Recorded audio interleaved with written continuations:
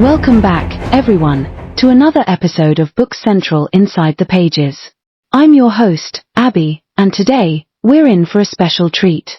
We're revisiting one of the most thrilling and intense genres in the literary world, military thrillers. Now, if you've been a regular listener, you'll remember that we've had some incredible authors on the show who've shared their insights into what makes this genre so captivating.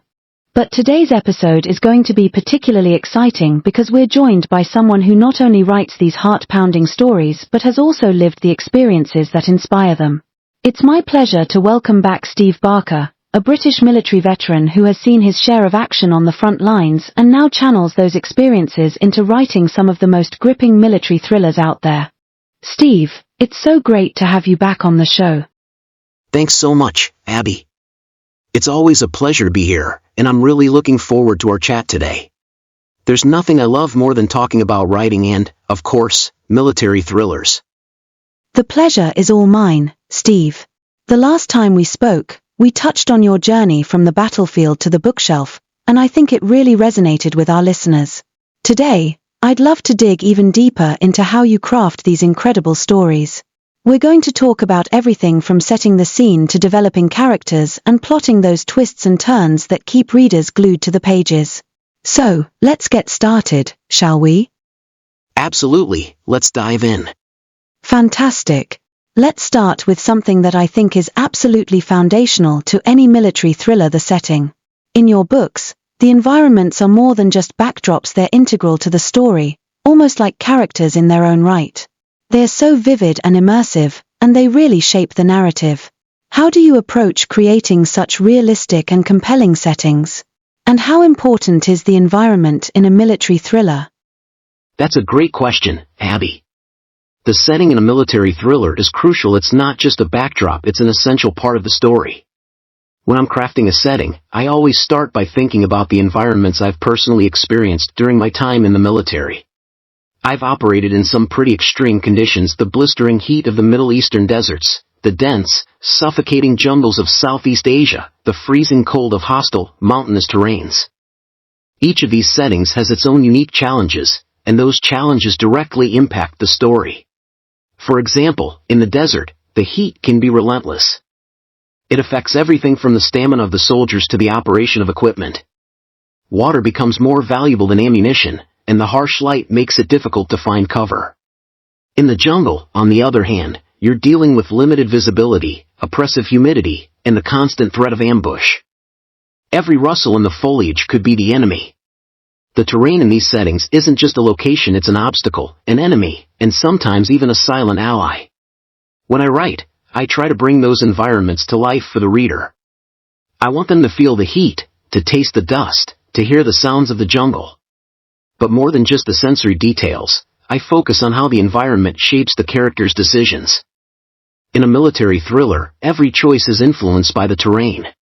Should they move through the open desert under the cover of darkness, risking the cold and losing visibility, or do they press on in the heat, where they can be easily spotted? Do they take the safer but slower route through the jungle, knowing they could be ambushed, or do they push through the open, risking detection by aerial surveillance? These decisions add layers of tension and complexity to the story. So, for me, the environment is not just important, it's essential. It's what grounds the story in reality and makes the characters' struggles feel tangible and immediate. That's incredible, Steve. It's clear that your personal experiences really enrich your writing, making the settings in your books feel so authentic and alive. It's almost as if the environment itself is a character that your protagonists have to interact with and sometimes battle against. That added layer of challenge really ups the stakes and draws the reader in. And speaking of drawing readers in, one of the things that I've always admired about your books is how you handle character dynamics. The teams you write about are so well drawn, with each member having their own distinct personality, backstory, and role within the group. Can you talk a bit about how you go about creating these characters? How do you ensure that each one feels real and integral to the story? Absolutely, Abbie. In a military thriller, characters are the beating heart of the story. They're the ones who the readers invest in, who they root for, and who they follow through the highs and lows of the plot. When it comes to creating characters, I draw heavily from the people I've served within the military. The soldiers I worked with came from all walks of life, each with their own strengths, quirks, and personal reasons for being there. That diversity is something I always try to capture in my writing. For starters, I think about the team as a unit. In any military operation, you've got a variety of roles that need to be filled, and each one is critical to the mission's success. There's the leader, who has to make tough decisions under immense pressure, and who carries the weight of every choice on their shoulders. This character often has the most visible burden. They're responsible not just for the mission, but for the lives of everyone under their command. Then there's the sniper, someone who needs to be calm, patient, and detached, but who also bears the psychological toll of their role. You have the tech expert, who might be younger or less experienced in combat but is absolutely vital when it comes to communications and intelligence. But these roles are just the starting point. What really brings the characters to life are their backstories, their motivations, and their personal struggles. Why did they join the military? What drives them to keep going, even when the odds are against them? What are their fears, their regrets? Maybe the leader is haunted by a mission that went wrong years ago, and every decision they make is influenced by that guilt. Or perhaps the tech expert is struggling with the ethical implications of their work, knowing that their intelligence is directly leading to life and death situations. These personal conflicts add depth to the characters and make them more relatable to the readers. They're not just soldiers, they're people with families, with dreams, with nightmares. And it's these human elements that resonate with readers. They see a bit of themselves in these characters, even if they've never been in a combat situation. In terms of character dynamics, the relationships within the team are key. In a military unit, trust is everything. These characters have to rely on each other in life and death situations, but they're also dealing with their own internal battles. The tension between wanting to protect your team and the fear of making a mistake that could cost lives is something I try to explore in my books. It's this dynamic that makes the interactions between characters so compelling. They're not just fighting the enemy, they're also grappling with their own demons and the weight of responsibility they carry. I think that's what really makes your characters stand out, Steve. They're not just action heroes, they're real, complex individuals with their own stories and struggles. And that complexity really comes through in the way you plot your novels as well. Military thrillers are known for their intricate, high-stakes plots, and yours are no exception. How do you approach plotting a military thriller? How do you keep the tension high and ensure that the story remains engaging from start to finish? Plotting a military thriller is indeed a bit like planning a military operation. It requires careful preparation, a clear objective, and the ability to adapt when things inevitably go wrong. For me, the key to a successful plot is starting with a mission that feels urgent and essential, something that's going to grab the reader's attention right from the start. I begin by defining the mission. This could be anything from rescuing a hostage deep within enemy territory to neutralizing a terrorist cell before they can launch an attack. Whatever the objective, it needs to be something that's both challenging and crucial. The stakes should be high, not just for the characters, but for the world they're trying to protect. Readers need to feel that this mission matters, that the outcome will have significant consequences. Once I have the mission in mind, I break it down into phases, much like a real military operation. What's the initial objective? What resources do the characters have? What are the potential threats? And crucially, what's the contingency plan when things inevitably go sideways? Because in both real-life operations and in storytelling, nothing ever goes exactly according to plan. One of the things I focus on is maintaining tension throughout the plot. This means constantly raising the stakes, introducing new challenges, and throwing in a few twists and turns that the readers and the characters don't see coming. Maybe the intel they were relying on turns out to be faulty, or there's a betrayal within the ranks. Perhaps they're running out of time, or they encounter an unexpected enemy force. These kinds of developments keep the plot dynamic and keep the readers on the edge of their seats. But while the external action is crucial, I also make sure to weave in the internal struggles of the characters. In a military thriller, the characters are often facing not just physical danger, but also moral and ethical dilemmas. They might have to make decisions that weigh heavily on them, decisions that could have far-reaching consequences. This adds a layer of psychological tension to the plot, making the story more than just a series of action scenes. It becomes a deeper exploration of what it means to be in these high-stakes situations, and how those situations affect the people involved. The other thing I keep in mind is pacing. A military thriller needs to have a rhythm that mirrors the intensity of the story. There are moments of high action, where the pace is fast and furious, and then there are quieter moments, where the characters and the readers can catch their breath and reflect on what's happening. Balancing these moments is key to keeping the reader engaged from start to finish. Finally, I always try to end each chapter with something that compels the reader to turn the page. It could be a cliffhanger, a revelation, or a new threat that's just been introduced. The goal is to create a sense of momentum, where the reader feels like they can't put the book down because they have to know what happens next. That's such a thoughtful approach to plotting, Steve. It's clear that you put a lot of effort into crafting a story that's not only action-packed but also emotionally and psychologically engaging. And speaking of action, one of the hallmarks of a great military thriller is the combat scenes. Your combat scenes are some of the most vivid and intense that I've read. Can you talk a bit about how you write those scenes? How do you balance realism with readability, and what's your approach to making sure those scenes feel authentic? Combat scenes are definitely one of the most challenging and rewarding aspects of writing a military thriller, Abbie. For me, it's all about finding that balance between realism and readability. On one hand, I want the scenes to feel authentic. I want readers to get a sense of what it's really like to be in the middle of a firefight, with all the chaos, danger, and adrenaline that entails. On the other hand, I need to make sure that the scenes are clear and engaging, so that the reader isn't lost in a sea of technical jargon or confused by what's happening. To achieve this balance, I start by drawing on my own experiences in the military. I've been in situations where the difference between life and death came down to a split-second decision or a single round fired. I know what it feels like to be under fire, to have to make quick decisions while your heart is pounding and your mind is racing. I try to bring that same intensity and urgency to my combat scenes. When I'm writing a combat scene, I focus on the sensory details. What does the character see, hear, feel? What's the weight of the rifle in their hands? What's the sound of bullets whipping past their ears? How does the ground feel beneath their boots as they move from cover to cover? These details help to ground the scene in reality and make it feel more immersive for the reader.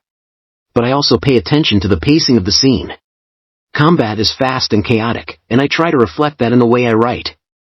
I use short, punchy sentences to convey the speed and intensity of the action. The dialogue is terse and to the point. There's no time for long speeches when lives are on the line. The goal is to make the reader feel like they're right there with the characters, experiencing the same rush of adrenaline and fear. At the same time, I'm careful to avoid overwhelming the reader with too much technical detail. While it's important to get the tactics and terminology right, I always keep in mind that not every reader will have a military background. So, I focus on what's essential to the scene and to the story, and I explain just enough to keep the reader informed without bogging down the action. Another important aspect is the emotional impact of the combat. It's not just about who's shooting and who's getting shot, it's about what's at stake for the characters. What are they feeling in that moment? Are they scared, angry, determined? How does the combat affect them psychologically? These are the elements that add depth to the scene and make it more than just a sequence of actions. Finally, I always think about the aftermath of the combat. War has a cost, and it's important to show that. The physical and emotional toll of battle is something that I don't shy away from in my writing. Whether it's the loss of a comrade, the guilt over a decision that led to someone's death, or the lingering trauma of the experience, I try to explore how combat affects the characters in the long term. This not only adds realism to the story, but it also makes the characters more relatable and their struggles more poignant. That's a really thoughtful approach, Steve. It's clear that you put a lot of care into making sure that your combat scenes are both realistic and engaging, and that you don't lose sight of the human element in the midst of the action. I think that's one of the things that really sets your writing apart, your ability to combine intense action with deep, character-driven storytelling. And speaking of the human element, one thing that really struck me in your books is how you handle the aftermath of combat. You don't just end the story when the mission is over, you show the toll that war takes on your characters. Can you talk a bit about why that's important to you, and how you approach writing those scenes? Absolutely, Abbie. The aftermath of combat is something that's very important to me as a writer, and it's something that I think often gets overlooked in the genre. In real life, the end of a mission isn't the end of the story. The experiences you go through in combat stay with you. They shape who you are, how you see the world, and how you interact with others. That's something I try to reflect in my writing. For me, it's important to show that war has consequences, not just on a physical level, but on an emotional and psychological level as well. The characters in my books aren't just action heroes, they're people who have been through intense, often traumatic experiences, and those experiences leave scars. Sometimes those scars are visible, like a physical injury, but often they're invisible, like the emotional and psychological wounds that take much longer to heal, if they ever do. When I'm writing the aftermath of combat, I focus on how the characters are processing what they've been through. How do they cope with the loss of a comrade? How do they deal with the guilt or the regret of a decision that had serious consequences? How does the experience of combat change them as people? These are the questions that I try to explore in those scenes. I also think it's important to show the different ways that characters cope with the aftermath of war. Some might try to bury their feelings, pushing them down and focusing on the next mission. Others might struggle with depression, anxiety, or PTSD. Some might turn to alcohol or other coping mechanisms. These are all very real responses to the trauma of combat, and I think it's important to reflect that in the story. But I also try to show that there's hope and resilience, even in the face of such trauma. Many of the characters in my books find strength in their bonds with their teammates, in their sense of duty, or in their desire to protect the people they care about. They're not just victims of their experiences, they're survivors, and they find ways to carry on, even when it's difficult. Writing these scenes is a way for me to honor the reality of what it means to be in combat. It's not just about the thrill of the fight, it's about the long-term impact that those experiences have on the people who go through them. I want my readers to understand that, and to come away from the story with a deeper appreciation of what it means to serve in the military. That's such an important point, Steve. I think that's one of the things that really elevates your work. You're not just telling a story about war, you're telling a story about the people who fight it, and the impact it has on them. It's clear that you bring a lot of thoughtfulness and care to your writing, and I'm sure our listeners are taking away some valuable insights from this conversation. Before we wrap up, do you have any advice for aspiring writers who are interested in writing military thrillers? What should they keep in mind as they approach this genre? My advice to aspiring writers would be to start with research. If you're going to write a military thriller, you need to have a solid understanding of the military world, the tactics, the technology, and the way operations are conducted. But beyond the technical aspects, it's also important to understand the human side of the story. Talk to veterans if you can, read their stories, and try to get a sense of what it's really like to be in combat. This will give your writing the authenticity that readers are looking for. Another piece of advice is to focus on your characters. A great military thriller isn't just about the action, it's about the people who are caught up in that action. Make sure your characters are well-rounded, with their own motivations, fears, and strengths. Think about how the experiences they go through change them over the course of the story. This will make your characters more relatable and your story more engaging. Finally, don't be afraid to explore the aftermath of combat. War has consequences, and it's important to show that in your writing. Whether it's the physical toll of injuries, the emotional impact of losing a teammate, or the psychological scars that come with being in high-stress situations, these are all things that add depth and realism to your story. And most importantly, keep writing. The more you write, the more you'll find your voice and your style. Military thrillers are a challenging genre, but they're also incredibly rewarding to write. If you stay true to your characters and your story, your readers will feel that, and they'll keep coming back for more. Wise words, Steve. Thank you so much for sharing your insights with us today. It's always a pleasure to have you on the show, and I know our listeners have gained a lot from this conversation. Thanks, Abbie. I always enjoy our chats. And to everyone listening, I hope this helps you on your writing journey. Keep at it, and don't be afraid to push your stories and your characters to their limits. I'm sure it will. And for our listeners, don't forget to check out Steve's latest book, Covert-Ops, The Legacy. It's a masterclass in military thrillers. Until next time, keep reading, keep writing, and stay curious, and don't forget to like and subscribe.